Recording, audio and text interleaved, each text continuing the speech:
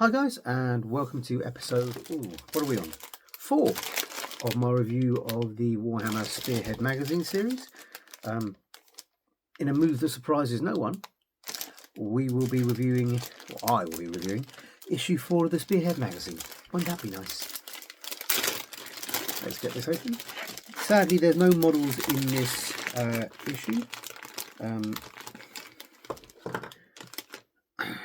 What we've got in this issue is a starter brush, which is a plastic handle brush, reasonable size, not the best quality, but certainly reasonable quality for a starter brush.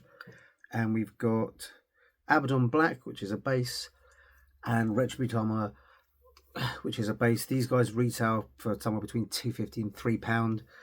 The brush probably, if it were a normal brush, would retail between £3 and £4. So maybe you're getting £9 out of it.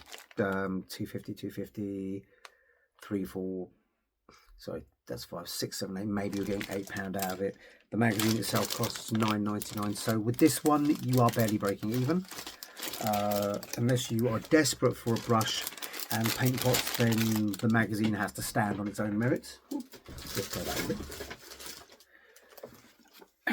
But as you've seen before, I'm merely working out the cost of the free stuff you get with the magazine. You do also get a magazine which does have rules, stories, background and other things in it, which isn't nothing. For a lot of people who already know Spearhead and already know AOS, it might be things you already have. So there is that corner of the market. Anyway, on the front we've got a nice picture of some kind of Stormcast Eternal in silver fighting Morskaven, because that's what we're doing at the moment. And as I open the front cover, we have exactly the same problem we had last issue, which is it's still a little stuck together.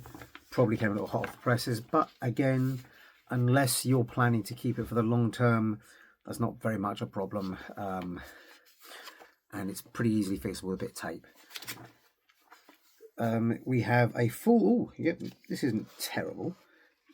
We have a full battle record for the Lord Veritant, who we got in issue 1, and a full war scroll for Lord Veritant, which is nice, but as you can see, they're already damaged by the quality of the magazine. However, the damage doesn't go all the way through, so it's not affecting your battle scroll.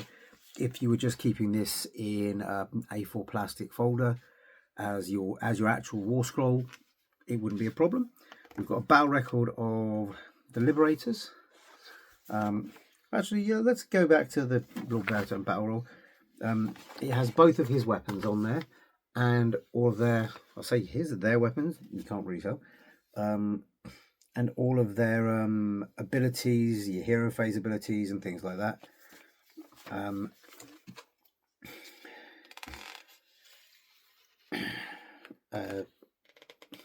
The battle records aren't particularly brilliant. You've got a unit name, a moment of glory, so you get to tick that, which is kind of cool. You get a box to tick if you built them, a box to tick if you painted them, and a box to tick if you played them, which is again cool. Oh, God, this is wrecking it, which is kind of annoying. You got the Liberator War Scroll with their passive ability. 3 decisions control score while it contests an objective wholly within friendly territory, which, when I know more about the rules, I'm sure that'll be useful. And it has the stats for the Warhammer and the Grand Hammer. You've then got similar for the Grey Seers. Do I have something I can use to try and unstick this? Nope, it's firmly stuck. Yep, every single one of these, I don't know if you can see, but every single one of these pages is getting damaged to the point where you could not put it in a folder by itself. You'd have to fix it with some tape, or you get little paper A4 eyelet reinforcers you could use. That's annoying. But battle scroll for the Grey Seer, battle scroll for the Warlock Engineer, and battle scroll for the rat ogres. My son Max is particularly enjoying the rat ogres right now. Oh, the rat ogre battle scroll didn't get destroyed. I'm bending that back and kind of wrecking the spine of it as if that made a big difference. We've also got technique, which is basically telling you how to layer paints, which is pretty easy. You know, obviously there are some basic paint tutorials on this channel and on pretty much every channel. But if you haven't read it, you paint it black, you paint it another colour, then you paint it a third colour, and whoop, you've got lots of cool stuff. Kind of missing a few tricks there, being as on these pictures it's clearly washed, but to be fair, you don't have all the paints to do that anyway. You can layer it, you can layer the goopy eyes, you can layer your Stormcast Eternals black, and you can paint them gold for now. They'll doubtless prove more useful when you get more of the models.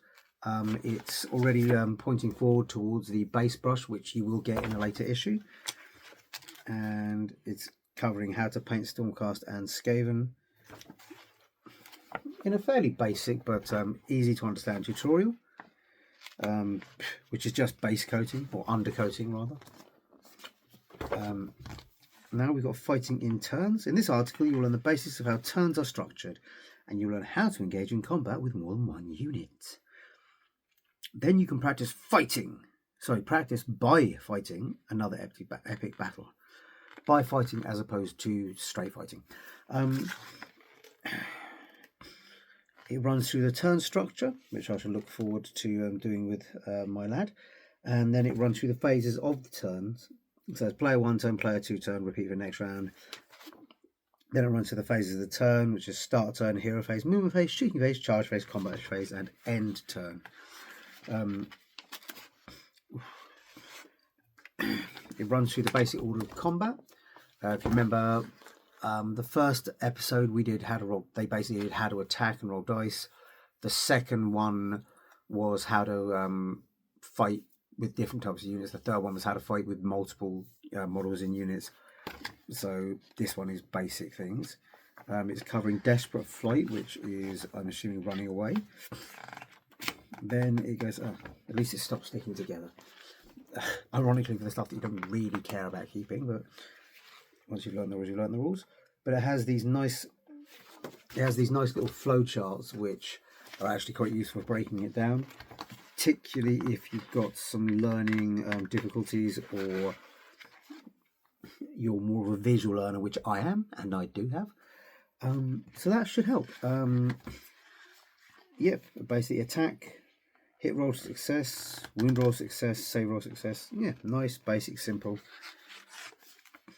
And then victory and loss. Wow, there is a lot less to cover in this magazine than there is in the previous ones.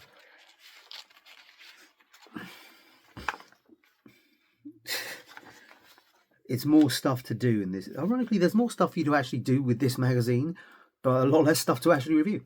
I know someone will review version of half an hour. This one's going to struggle to make 10 minutes.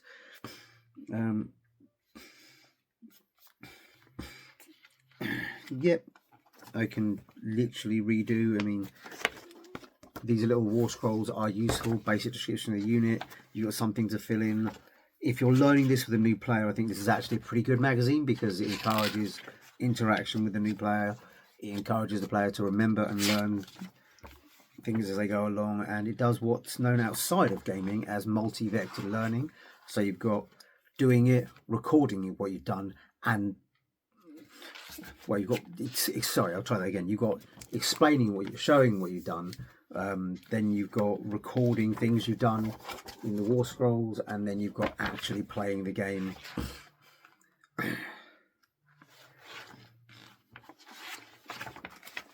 With things to help you break that down as well, which is 3 ways of learning, which should hopefully mean that you'll get a good grip on it fairly quickly and you'll remember what you've done. We've got the victory conditions of the Skaven, and you've got the victory conditions of the Stormcast Eternals. Then you've got, again, the picture of all the armies that you're going to get in the future, and more tokens.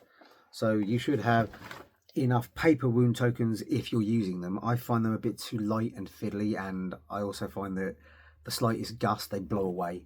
So weirdly enough, I just use pennies and 2-penny coins because that gives me 1 and 2 wounds, and most models limit that enough. But each to his own, or her own, or their own.